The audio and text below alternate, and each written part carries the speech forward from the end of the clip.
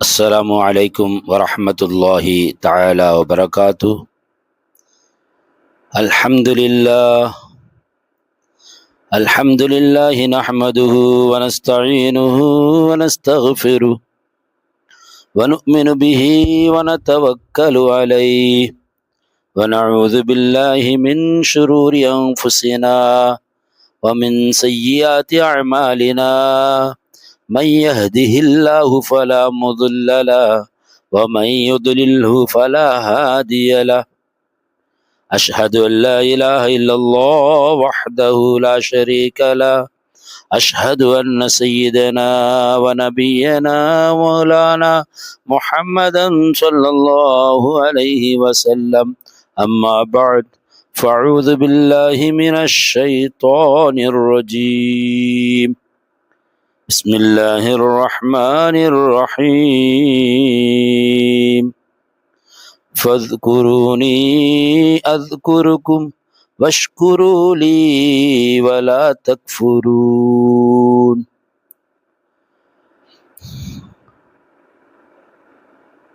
அருளன்பு பண்பின் அளவற்ற உந்தன் திருநாமம் போற்றி துவங்குகின்றேன். அல்லாஹ்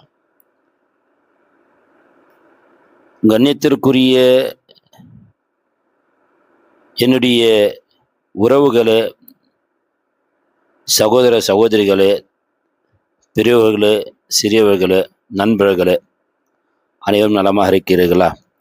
இன்று நாம் திக்ரை பற்றி நாம் தெரிந்து கொள்ளப் போகின்றோம்.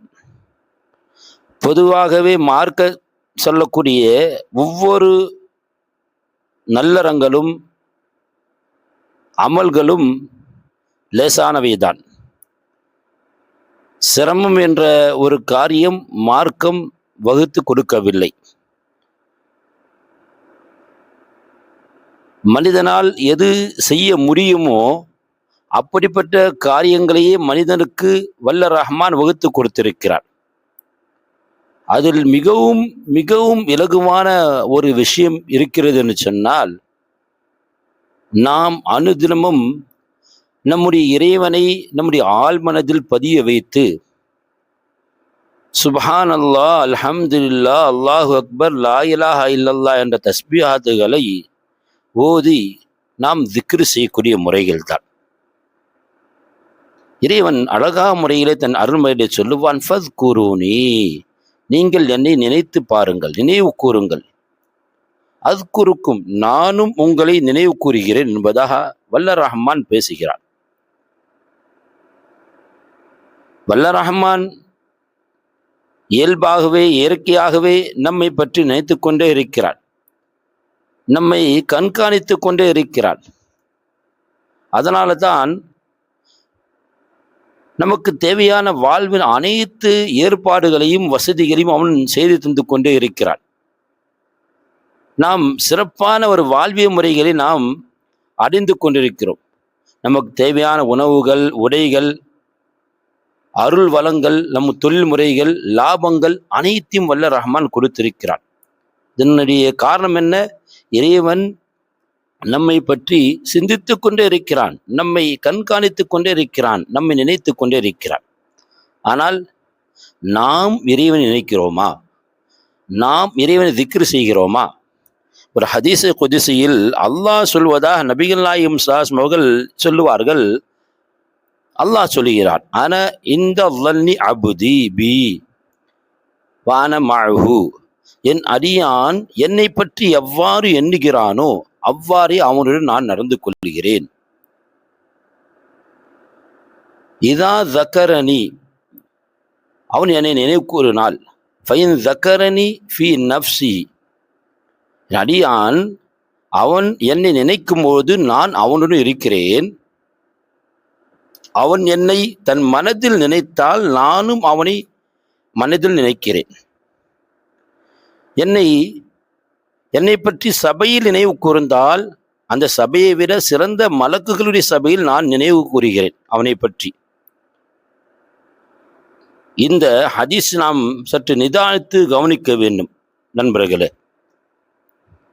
அந்த வல்ல ரஹ்மான் எவ்வளவு அழகாமை நமக்கு சொல்லி காட்டுகிறான்.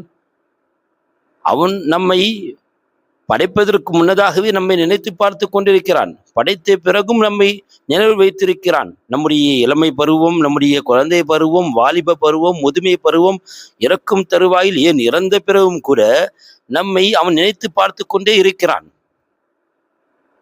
அப்படிப்பட்ட இறைவன் சொல்கிறான், நீங்கள் நினையுங்கள், நீங்கள் நினைத்தால் நானும் நினைப்பேன்.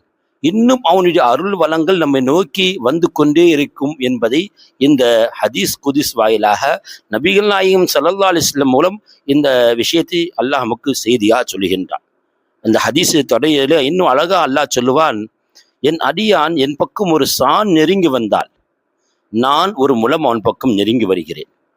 நாம் திக்ரு செய்து கொண்டே இருக்கிறோம். அல்லாஹ் அல்லாஹ் என்று நம்முடைய நாவால் மனதால் அல்லாஹ் நினைத்து பார்த்து கொண்டே இருக்கிறோம். நம்முடைய சிந்தனையெல்லாம் அல்லாஹ்வால் நாம் ஒருமித்து எவ்வொரு நாம் அப்படி செய்து கொண்டிருக்கிறோமோ, அல்லாஹ் ரப்புல் இஸ்ஸத் சொல்கின்றான், ஒரு சான் நெருங்கினால் நான் ஒரு முலம் நெருங்குகின்றேன். அல்லாஹ் சொல்கின்றான், ஒரு முலம் அடியான் என் பக்கம் நெருங்கினால் நான் 2 முழம் நெருங்குகின்றேன். என் பக்கம் நடந்து வந்தால் நான் ஓடி வருகிறேன் என்பதாக அல்லாஹ் சொல்கிறான்னு சொன்னால், நாம் சற்று நேரங்களை ஒதுக்கி அல்லாஹ் நாம் நினைத்து பார்க்க வேண்டும் நண்பர்களே. எப்போது நாம் அல்லாஹ் நினைத்து பார்க்க ஆரம்பித்து விட்டோமோ அல்லாஹ் அதை விரும்புகின்றான். நம்முடைய அந்த ஆர்வத்தை அல்லாஹ் கவனிக்கின்றான். அதனால்தான் நபி ஸல்லல்லாஹு அலைஹி வஸல்லம் அவர்கள் ஹதீஸ்ல இப்படி சொல்வார்கள், என் அடியான் என்னை நினைத்து அவன் உதடுகள் என் நினைவில் அசைந்து கொண்டிருக்கும் பொழுது, என் அடியான் என்னை நினைத்து அவனது உதடுகள் என் நினைவில் அசைந்து கொண்டிருக்கும் பொழுது நான் அவனுடன் இருக்கிறேன் என்று அல்லாஹ் கூறுவதாக நபி ஸல்லல்லாஹு அலைஹி வஸல்லம் அவர்கள் சொல்லக்கூடிய செய்தி அபூ ஹுரைரா ரலியல்லாஹு அன்ஹு அறிவிக்கின்றார்கள். இப்னு மாஜா என்ற கிதாபிலே இந்த செய்தி பதிவு செய்யப்படுகின்றது. பாருங்கள், அல்லாஹ் சொல்லுகின்றான், என் அடியான் என்னை நினைத்து உதடுகள் என் நினைவில் அசைந்து கொடுக்கும் பொழுது நான் அவனுடன் இருக்கிறேன். இப்போ நம்ம அல்லாஹ் பற்றி நினைத்து கொண்டே இருக்கும் போது அல்லாஹ் நம்ம கூட இருக்கிறான். உலகத்தில் பார்க்குறோம், யார் யாரையே பற்றி நாம் பேசுகின்றோம். நமக்கு பிரியமானவர்கள், நம்முடைய குடும்பத்தில் உள்ளவர்கள், நம்முடைய இயக்கத்துடைய மதிப்புமிக்க தலைவர்கள் என்று யாரையெல்லாம் யோசிக்கின்றோம். எல்லோரும் நம்முடன் இருக்கின்றார்களான்னு சொன்னால் கண்டிப்பாக கிடையாது. ஆனால் அல்லாஹ் சொல்கின்றான், உங்களை படைத்த அல்லாஹ் சொல்கின்றான், நினைக்கும் பொழுது அவன் நம்முடன் இருக்கிறான் என்று அல்லாஹ் சொல்லக்கூடிய செய்தி நபி ஸல்லல்லாஹு அலைஹி வஸல்லம் சொல்கின்றான். சொன்னால் நாம் அல்லாஹுக்காக நாம் எவ்வளவு நேரங்களை ஒதுக்க வேண்டும் என்று பார்க்க வேண்டும். ஒரு சஹாபி வந்தார், யா ரசூலல்லாஹ், ஷரியத்துடைய சட்டத்திட்டங்கள் அதிகமாகிவிட்டன. மார்க்கத்துடைய சட்டத்திட்டங்கள், எப்படி வாழணும், எப்படி நடக்கணும், எப்படி உண்ண வேண்டும், எப்படி உறங்க வேண்டும், மனைவியோடு எப்படி இருக்க வேண்டும், பிள்ளைகளோடு எப்படி ஒழுக்கங்களை கற்றுக் கொடுக்க வேண்டும் என்பது போன்ற எல்லா விஷயங்களும், ஹுக்கூக்குல் அல்லாஹ் என்று சொல்லக்கூடிய அல்லாஹ்வுடைய கடமைகள், ஹுக்கூக்குல் இபாத் என்று சொல்லக்கூடிய அடியாவு கடமைகள் என்று பல சட்டத்திட்டங்களை மார்க்கம் வகுத்து கொடுத்திருக்கிறது. இப்போ இந்த சஹாபி கேட்கிறார், யா ரசூலல்லாஹ், ஷரியத்தின் சட்டங்கள் அதிகமாகிவிட்டன, ஏராளமாக இருக்கிறது, அவற்றின்படி செயல்படுவது அவசியம்தான்.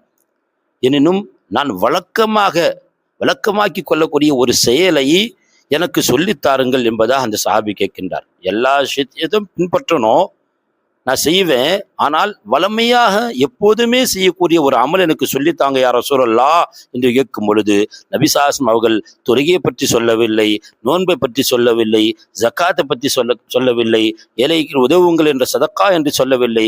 நபி ஸல்லல்லாஹு அலைஹி வஸல்லம் என்ன சொன்னார்கள் தெரியுமா?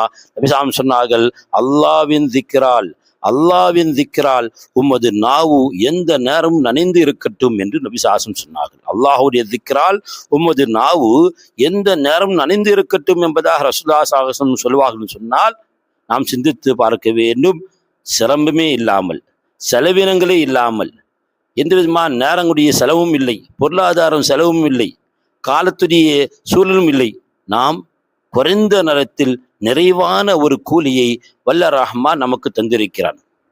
எனவே நண்பர்களே, சகோதரர்களே, திக்ர் விஷயத்தில் நாம் சற்று சகோதரர்களே, அல்லாஹ்வுடைய செய்தியை நபிகள் நாயகம் ஸல்லல்லாஹு அலைஹி வஸல்லம் அவர்கள் நமக்கு தெளிவாக முறையில் எடுத்து சொல்லிவிட்டார்கள். நாம் மிக சிறப்பமான நேரத்தில் நிறைவான கூலியை நாம் பெற்றுக்கொள்ளக்கூடிய வழிமுறையை தான் நபி ஸல்லல்லாஹு அலைஹி வஸல்லம் காட்டி தந்திருக்கின்றார்கள். அதாவது நாம் இவ்வாறு அல்லாஹ் நினைத்து பார்க்கும் போதெல்லாம், திக்ர் செய்யும் போதெல்லாம் அல்லாஹ் நம்முடனே இருந்து கொண்டிருக்கிறான். என்னுடைய பாதுகாப்பு அம்சம், என்னுடைய உலகத்துடைய பாதுகாப்பு, மறு உலகத்துடைய பாதுகாப்பாக நாம் எதை நினைத்து கொண்டிருக்கிறோம்? யார் நமக்கு பாதுகாப்பு அரணை கொடுப்பார்கள்? யார் நமக்கு பக்கபலமாக இருப்பார்கள்? யாரேனும் உறுதிமொழி கொடுத்திருக்கிறார்களா? மறு உலகத்தில் உங்களுக்கு நான் பக்கபலமாக இருக்கிறேன் என்பதாக அல்லாஹ் உறுதிமொழி கொடுக்கின்றான். அல்லாஹ்வுடைய உறுதிமொழி இருந்துவிட்டால் நாம் எல்லா உலகத்திலும் நாம் தான் ராஜாக்கள்.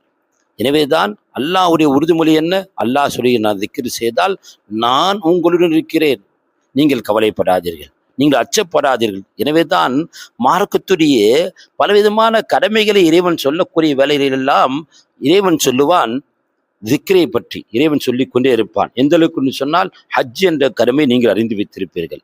அந்த ஹஜ்ஜுடைய கடமையை பற்றி அல்லாஹ் சொல்லி கொண்டு வரக்கூடிய வரை அல்லாஹ் சொல்லுவான், ஃபத்குருல்லாஹ் இந்தல் மஷ்அரில் ஹராம், ஃபத்குருல்லாஹ் இந்தல் மஷ்அரில் ஹராம். நீங்கள் அரஃபா மைதானத்தை விட்டு நீங்கள் திரும்பி வந்தால் மஷ்அருல் ஹராம் என்னும் அந்த முஸ்தலிஃபாவில் தங்கி அல்லாஹ்வை திக்ர் செய்யுங்கள் என்று அல்லாஹ் சொல்கின்றான். மற்றொரு வசனத்தில் அல்லாஹ் சொல்லுவான், ஃபைதா கலைத்தும் மனாசிக்கக்கும் ஃபத்குருல்லாஹ். அல்லாஹ் சொல்லுகிறான், நீங்கள் உங்களுடைய ஹஜ்ஜின் காரியங்களை நிறைவேற்றி விட்டால், நீங்கள் உங்கள் ஹஜ்ஜு காரியங்கள் நிறைவேற்றி விட்டால் அல்லாஹ்வை நீங்கள் அதிகமாக திக்ர் செய்யுங்கள் என்பதாக அல்லாஹ் சொல்லுகின்றான். மற்றொரு வசனத்தை அல்லாஹ் சொல்லுவான், ஹஜ்ஜுடைய காலத்தில் மினாவில் தங்கி குறிப்பிடப்பட்ட சில நாட்கள் அல்லாஹ்வை திக்ர் செய்யுங்கள் என்பதாக அல்லாஹ் சொல்லுகின்றான். எனவே நண்பர்களே, சகோதரர்களே, அல்லாஹ்வை நாம் அதிகமாக நாம் திக்ர் செய்ய வேண்டும். திக்ர்கள் நமக்கு அதிகமாக இருக்கிறது. ஹதீஸ்களை பார்க்கும்போது அதிகமாக திக்ர்கள், தஸ்பீஹாத்துகள் சொல்லப்படுகின்றது. இப்போ திக்ருடைய அடிப்படை நோக்கம் என்ன? நாவால் மொழிவதை போன்று நம் உள்ளத்தாலும் இறைவை நாம் சிந்தனை செய்ய வேண்டும். அல்லாஹ் அல்லாஹ் என்று சொல்லும் போது என் உள்ளம் என்ன செய்ய வேண்டும்? அல்லாஹ்வோடு ஒன்றிணைய வேண்டும். எப்போது அல்லாஹ்வோடு நாம் ஒன்றிணைந்து விடுகிறோமோ அல்லாஹ் ரப்பல் இஸ்ஸத் நமக்கு தேவையான மன நிம்மதி அல்லாஹ் தருகின்றான். மலக்குமார்களை அல்லாஹ் நம்முடன் இருக்க வைக்கின்றான். நமக்கு ராகத்தை அல்லாஹ் கொடுக்கின்றான். அல்லாஹ் சொல்லுவான், அலா பிதிக்ரில்லா அலா பிதிக்ரில்லாஹி தத்மஇன்னுல் குலூப். அறிந்து கொள்வீராக, அல்லாஹ்வுடைய திக்ரை கொண்டுதான் உள்ளங்கள் நிம்மதி பெறும் என்பதாக அல்லாஹ் சொல்கின்றார். எனவே இன்று நிம்மதி இல்லாத ஒரு உலகத்தில், பரபரப்பான ஒரு காட்சி ஏற்படுத்தக்கூடிய உலகத்தில் நாம் நிம்மதியை தேடி மனிதனெல்லாம் தேடிக்கொண்டிருக்கிற வேளையில் அல்லாஹ் சுலபமான இலகுவான வழியை கொண்டு அல்லாஹ் நிம்மதியை அல்லாஹ் நமக்கு காட்டி தருகின்றான். அதுதான் நீங்கள் செய்யக்கூடிய திக்ர்கள். எனவே நாம் அதிகமான திக்ர்களை இந்த உலகத்தில் எவ்வளவு முடியுமோ அல்லாஹ் சொல்லுவான், நீங்கள் அல்லது எது குருனுல்லாஹ் கியாமா வகுஊதம் வஅலா ஜுனூபிஹிம். படுத்த நிலையில் திக்ர் செய்யுங்கள், உட்கார்ந்த நிலையில் திக்ர் செய்யுங்கள், நீங்கள் நின்ற நிலையில் திக்ர் செய்யுங்கள், வியாபாரத்திலா திக்ர் செய்யுங்கள். அல்லாஹ் சொல்கின்றான், எல்லா தருணத்திலும் எல்லா சூழலிலும் நீங்கள் திக்ர் செய்து கொண்டே இருந்தால் அல்லாஹ் மகத்தான வெற்றி அல்லாஹ் கொடுப்பான். ஒரு ஹதீஸ்ல இப்படி வருகிறது, மிகப்பெரிய செல்வந்தர்கள், வசதி உள்ளவர்கள், இவர்களுக்கு அல்லாஹ் இவரை பற்றி சொல்லும் போது நபிசாமி சொல்லுவார்கள், இவர்கள் அவருடைய விருப்புகளில் படுத்துணையில் இவர்கள் அல்லாஹ் இடத்துல சொர்க்கத்தை அவர்கள் அடைந்து விடுகின்றார்கள். காரணம் என்ன? படுக்கையிலிருந்து அவர்கள் அல்லாஹ்வை திக்ர் செய்கின்றார்கள். எனவே திக்ர் ஒன்று மிகப்பெரிய ஒரு வெற்றியை உங்களுக்கு தரக்கூடிய ஒரு சாதனமாக இருக்கு என்பதை நாம் மறுத்துவிட முடியாது. எனவே அதிகமாக நாம் அல்லாஹ்வை திக்ர் செய்வோமாக. நம்முடைய குடும்பத்தின் மத்தியில், நம்முடைய உறவுகளுக்கு மத்தியில் நம் அல்லாஹ்வை அதிகமாக திக்ர் செய்வோம். சுப்ஹானல்லாஹ் ஓதுவோம், அல்ஹம்துலில்லாஹ் ஓதுவோம், அல்லாஹு அக்பர் என்று சொல்லுவோம். என் லா இலாஹ இல்லல்லாஹ் என்ற கலிமாவை அதிகமாக ஓதி இந்த ஈரோகத்துடைய வெற்றியை வல்ல ரஹ்மான் நம் அடைவதற்குரிய தௌஃபீகை வல்ல ரஹ்மான் எனக்கும் உங்களுக்கும் தந்தல்வானாக. وآخر دعوانا الحمد لله رب العالمين. السلام عليكم ورحمة الله وبركاته.